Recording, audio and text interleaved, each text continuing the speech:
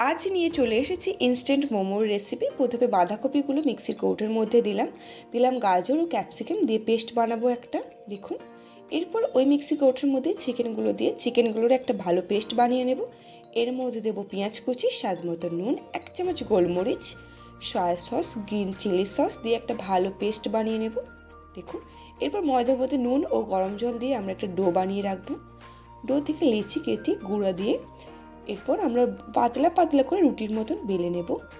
এরপর টিফিন কোটের মুখ দিয়ে গোল গোল করে আমরা এর আকৃতি করে কেটে নিয়ে এরপর মোমো তৈরি করে নেব আমরা। তার জন্য পুর দিলাম 1 চামচ, দিয়ে দেখুন মিডল পজিশন থেকে ভাঁজ করব আমরা।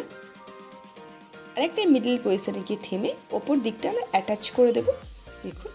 দিয়ে এইভাবে মুখটা অ্যাটাচ করে দিলে আমাদের মোমো রেডি। এবার স্টিম বসাবো, তার জন্য থালা বসিয়ে দিয়েছি।